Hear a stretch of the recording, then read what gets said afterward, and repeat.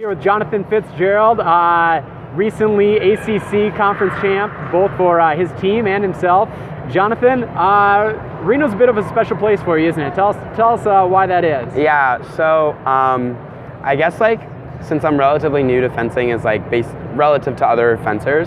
And what do you mean by relative? So I've only been fencing for about 5 years, and if you take, for example, other people who've been on podiums with me, or just in the podium today, they've been fencing for 10 years, 15 years, depending on how old they are. A lot of for example, my teammate Jonathan, I think has been fencing since for 10, 11 years, and I am not even I'm basically half of that. So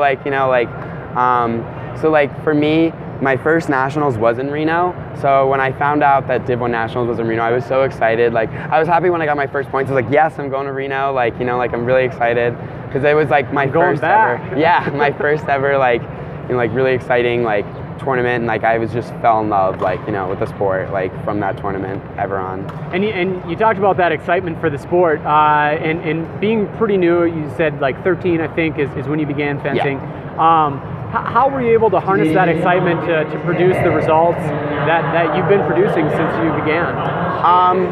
So I think the thing that I really sort of have an advantage was I wasn't fencing since I was 7 or 8, and I'm sure I missed it on maybe the skill part of it, but I didn't feel I would be burnt out. I loved it. A lot of people sort of when they start so young sort of just get tired of it, and oh, another tournament. Oh, another competition I have to go to, I don't really want to go, I was here 12 times, blah, blah, blah. But for me, I was so excited. I brought that excitement from when I was 13 and on. It just took me to so many cool places, and from then on I was just infatuated with the sport, and I would always sit down and watch videos of fencing. I'd study different people and actions, and all different tournaments, and I just couldn't keep my excitement. I would sort of just skip out on homework or do other things and just sit down on my home computer. I'd watch YouTube, type in this person fencing, click links from there, and I just saw so many cool things, and I think that was my biggest advantage to that. And also I think the other thing was that I didn't really know too many people coming into it. I was in a pool, honestly here I was in a pool with Andrew Maskevich, and he beat me 5-0, and I was oh, that guy's really good, and now we fence all the time in college stuff, so and we're equally competitive with each other. So that sort of thing was my advantage. I just sort of just wanted to go and fence.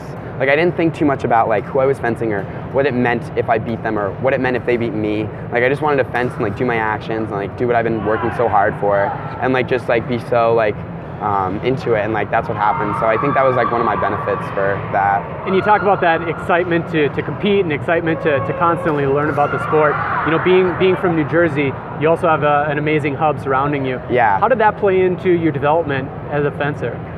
So I think I'm really fortunate to have been living in that area, because if I was for example North Dakota, I'd be pretty much screwed. I wouldn't know where else to train. But I think it was sort of I had so much access to so many good fencers. There are tons of national team members from New Jersey, New York area, tons of great fencers who are from there. So for me, it was sort of just seeing them in person too, and being able to practice with some of them at one point, because I was originally my club's in Manhattan now, but I wasn't there before. It was my junior year in high school. I switched to Manhattan, and I was able to train with people like Daryl Homer or Jeffrey Loss, those kinds of people, and it was just really exciting for me to watch and learn from people like them, and see the Twitter actions they were doing and learn from them, and everyone's really willing to train with you and whatever, because you can learn from anyone. So that for me, and now I do that today. Even if someone I know is younger kid, 12 years old, 10 years old, wants to ask me to fence, I'll definitely do it, because I was in that position too, maybe not that young, but still that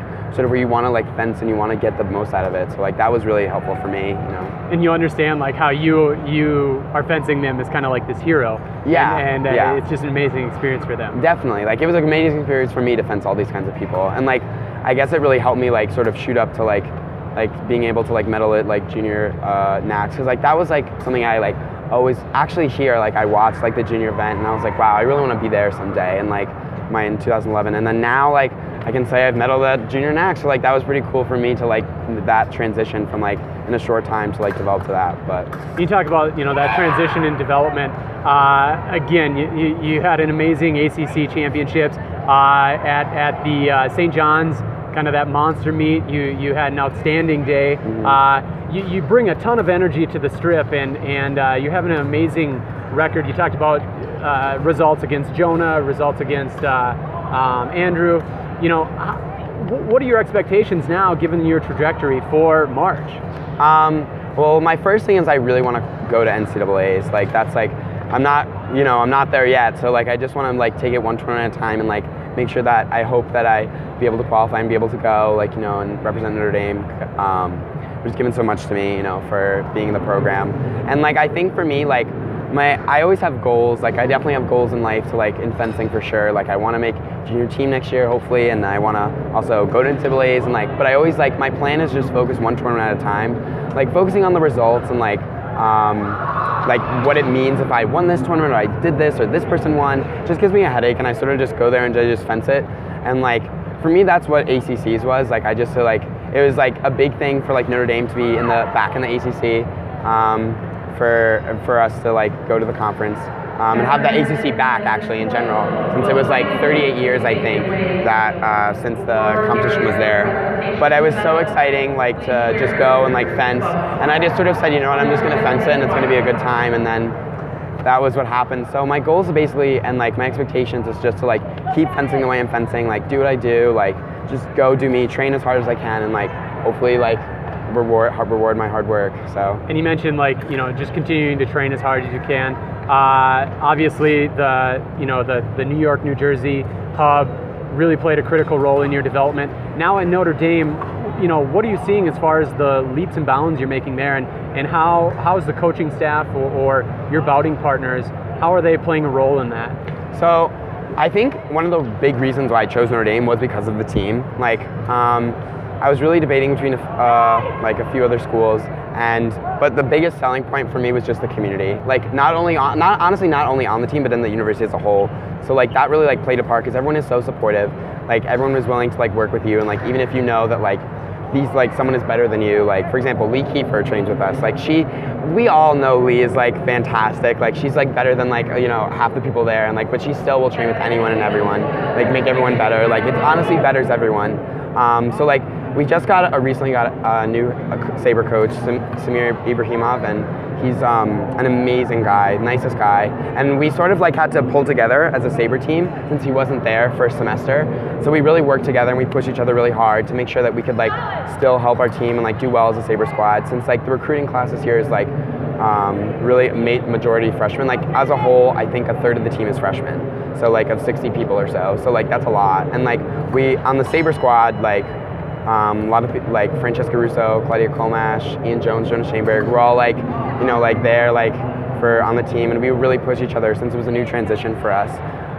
But we like always worked hard with each other, and the coaching staff is fantastic. Like they always will give you as much support as you need. Samir especially, and like even our head coach Gia, like he's really great. Like he's willing to like let everyone like train and work as hard as they can. So for us, like I think it was like honestly coming together and like playing off each other. Like my teammates like have been really supportive and helpful of us, like, and we always are willing to like cheer for each other, even though we are fencing each other a lot of the time. Like at ACCs, I fenced both of my teammates in the semi and the final, John Hollison and then Jonas Schoenberg. But like it was honestly like we were at the break, we were talking to each other, like sharing each other's water, like like it was just like such an environment that like we honestly feed off each other and we both have goals. So and it talks to the strength and the future of your program. Such a young program, Notre Dame already being a powerhouse, and noting that so many of your team, so many members of your team are freshmen. Yeah, so leaves a lot of promise for the future. Yeah, it's really exciting. Like I was actually talking to Gia the other day, and we were saying how.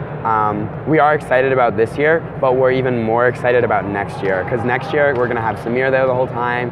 Like we're all going to be like ready to go. Like for us, most of the saber squad will be like sophomores, like and we'll have already had that experience, so it's going to be fantastic.